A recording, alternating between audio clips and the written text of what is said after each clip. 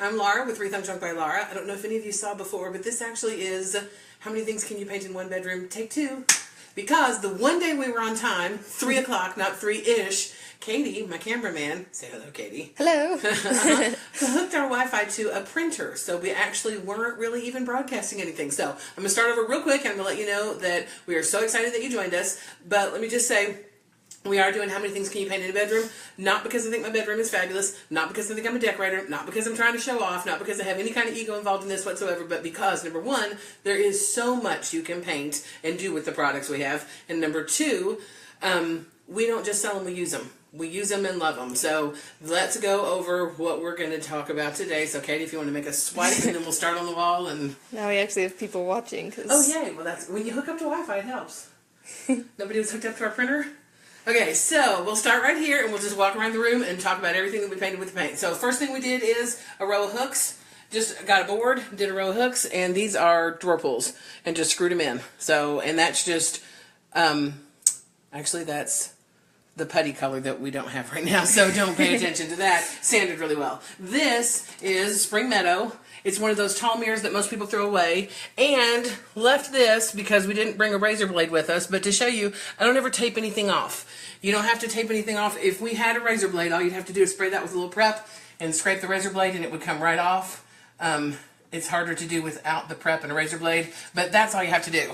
Now, so that's another one we did. Sewing machine drawers. That's just extra storage. I love those drawers. Those are painted linen and majorly distressed. This is the furniture we had last week because I did move it into my bedroom. So this is the stuff we did last week. Here is a couple candlesticks. Painted those. And I'm not keeping count. But remember, we do have the giveaway. We have 3 pictures that were posted when I did the little teaser. And when you see what those are, just say to me, just be the first one to say the first picture was of, and then fill in that blank there. So we've got the 2 candlesticks. This is a silver tray. It was ugly, couldn't be cleaned, it was nasty. So we painted that Spring Meadow and then just wet distressed the edges. I just took a rag with some water on it and scraped and scrubbed and pushed and smushed until I got the paint to come off. You can get a little closer on that one because it's kind of cool where you distress it there.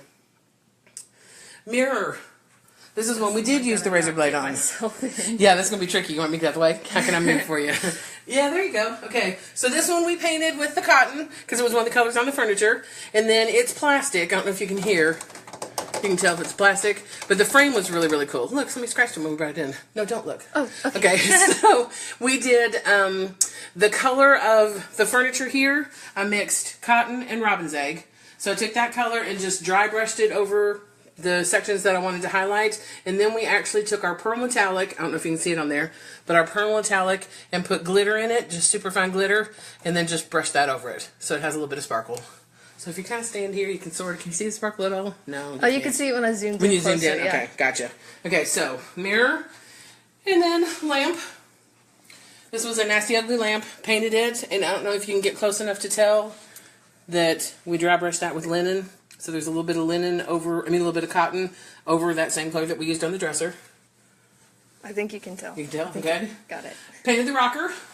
It's so comfy. And the footstool. They're both painted Spring Meadow. And the fabric here for the pillow is a canvas drop cloth. We dyed with our paint. So that's painted. We used most of the drop cloth for the curtains. So if you get back, and can you see the curtains? Mm-hmm. So we did curtains out of those and then used the leftovers for pillow. Yeah, please do. Does that help? Not really, but you feel better now? Okay. So we did the curtain panels with the paint also and the pillow. And then if you move around here, the desk / vanity. I either work there or look at my face and wonder how I got so old so fast. So that one is painted. And then the picture frame on the wall. That is a poem my daughter wrote for me. It's so special and cute. And the picture frames right here we did.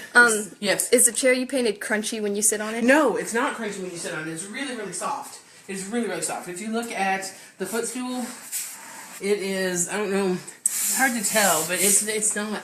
Did you hear anything crunch? Don't get me sitting because you're sat or sitting. But you don't hear any crunch at all. There's there's nothing crunchy. It's very comfortable.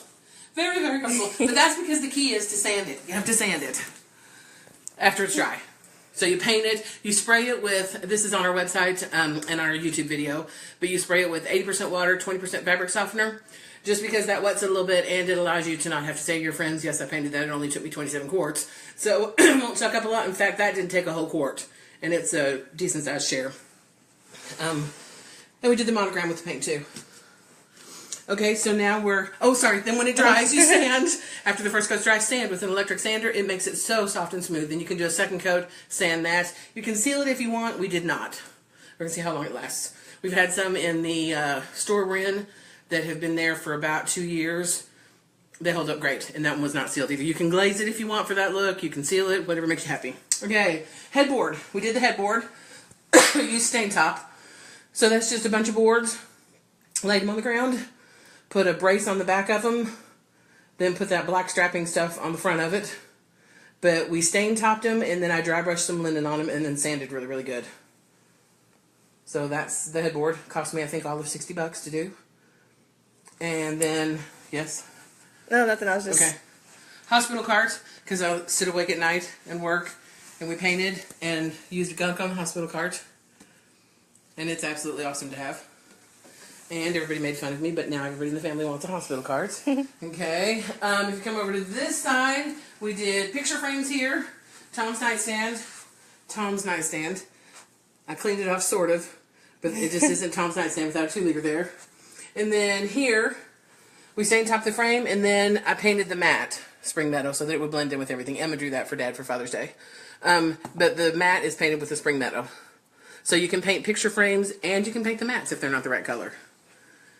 And then, dresser right here, painted with our paints. And let me show you the bulletin board. I did one of these a long time ago. We did a video. You can tell I've moved everything and flipped it because I didn't flip that right there. Okay, so this is painted. I'm going to pull it down so I can show you the back of it. Okay. Cork is really hard to use. It's really hard to work with, and it's really hard to stick a push pin in, actually. So what I do is take a piece of fabric and put it over... Doesn't that look great? The Pink Panther insulation stuff. Because you can get a push pin through that, and it's a way easy way to do a bulletin board. So that's my secret for a bulletin board. Look at all the dust. I can't believe there's dust already. Good heavens. And then the last thing we did, before we stop, short video today because we're not actually working on a project. Last thing we did was the chandelier. When we started, it was red metal. And we got a teeny tiny brush, and between Katie and I, painted our chandelier with a teeny tiny brush.